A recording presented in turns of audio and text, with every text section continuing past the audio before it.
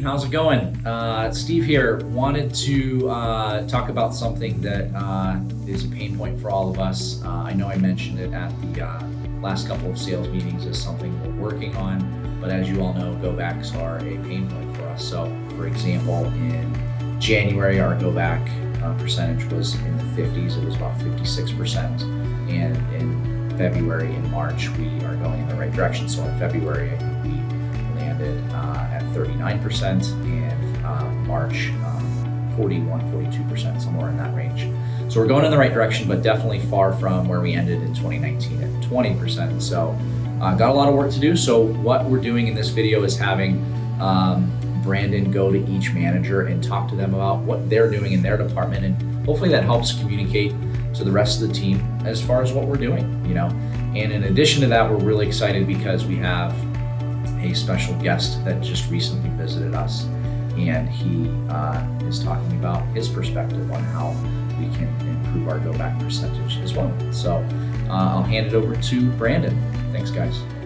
First, here we're at Randy's office. Let's check in with Randy and see what his team is doing. Come on.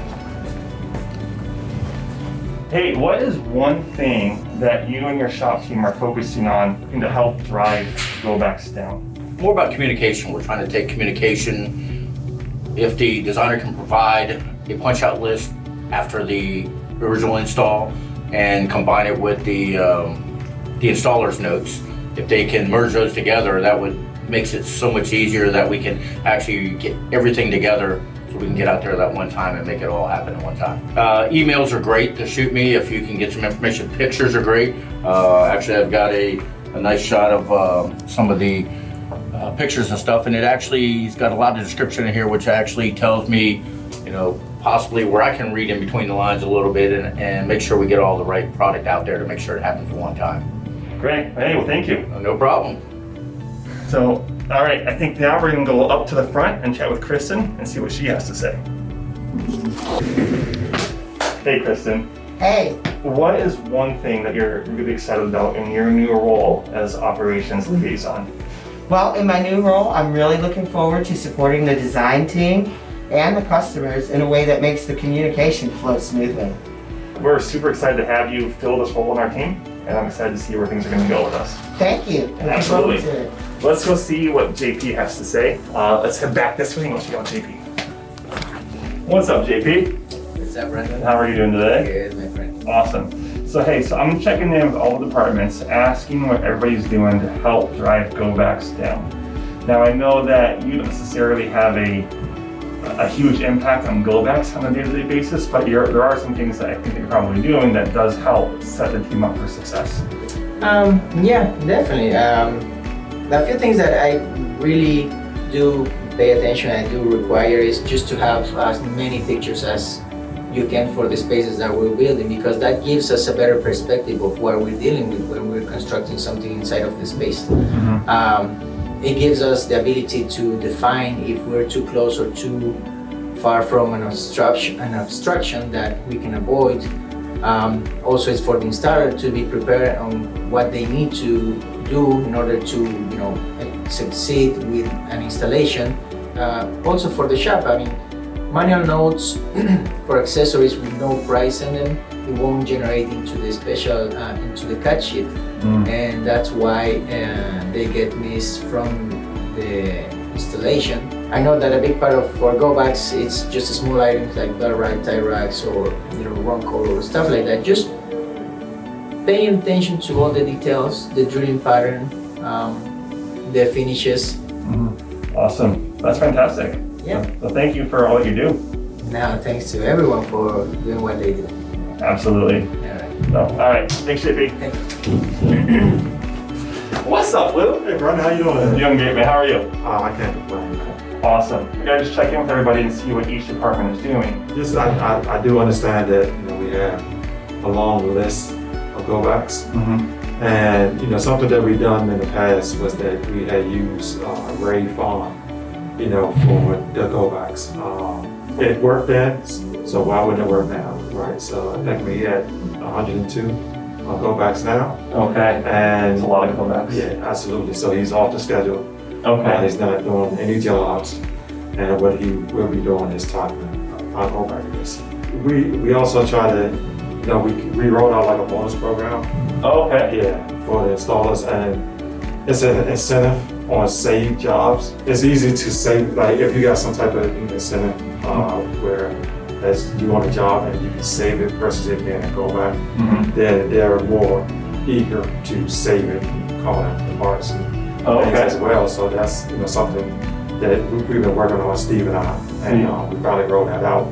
Awesome. And, that should be extra incentive, for the installers to save a job, right? Instead of having to go back, they can save it. Yeah. Because if they get enough saved, then they get like a bonus. So. That's great. Yeah. Hey team, how's it going? We're here in DC with Charlie Chase, talking He's in town for the IFA, so we took the opportunity to be down here with Lewis, Brandon, and myself. And we're just chatting about the business and go-backs, and we're really excited to just go through that conversation. So, Charlie, what are your thoughts on reducing go-backs for our business here in DC? Thanks, and I really appreciate meeting you guys. This is great. The question I think is best asked is how do we eliminate unnecessary go-backs in the near term? Because our install teams really need to it's not getting caught up. They need to get out of sort of the morass of this heaviness around go-backs. And one of the things we can do is to not sell into the problem.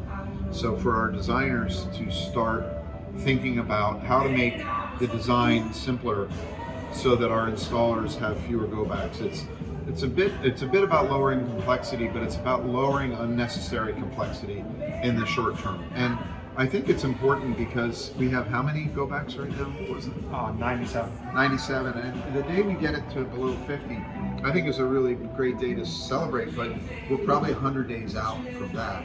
So if we could not sell into the problem for a little while, and if we could think about complexity in terms of what does the customer see? So if I'm buying a complex job, I think it's really important for me to know that there's going to be a go-back. And I would rather you say, instead of go-back, it's a concierge visit.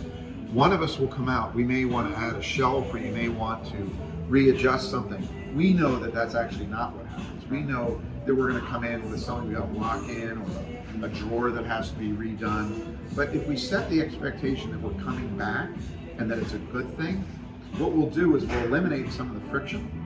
Our designers will feel okay about the fact that there is a go back, but the most important thing is we set the expectation with the customer that we're coming back, and if we don't sell into it, then go backs will drop, and the go backs that we have are the ones that are really important for us to fix. And that's what we're working on through software and processes, and it's really what it gets me up out of bed every day. I think it's a great problem to tackle. Awesome. Do you have any other questions? Thanks, Charlie. No, I think that's going to help the installers have a better work life and designers as well. So. Yeah, and listen, our businesses are going to grow. We're in a category that's probably the most exciting category in home improvement, and I don't know of another thing that anyone does in their home that gives the homeowner or the user as much satisfaction 6 months down the road. So the meaning that we create around our brand in the home is so crucial, and we could wreck it by not setting the right expectations. So think about it. If we know it's complex, let's create when we do the install date, set a date for the concierge visit, which is really the go back. We already know it's going to be there, so set it. And if we don't need it, that's fine, right?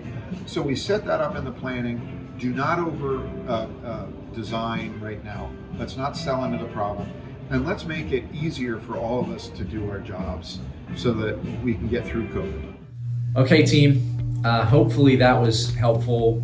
Really appreciate Brandon again for continuing to make these videos and spend the time. Also, big thanks to the managers and team members who spoke on the video and spoke about how they're going to help affect and improve our go back percentage. Also, huge thank you to Charlie for taking the time out of his day to meet with Brandon and Lewis and myself and give his perspective on how we're going to improve and what we want to do here to improve our go back percentage. And I know you all do as well. So with that said, I hope that was helpful. If you have any other ideas or feedback for Brandon, myself, or anybody, come talk to us. We'd love to hear it, and look forward to better days, and have a great day.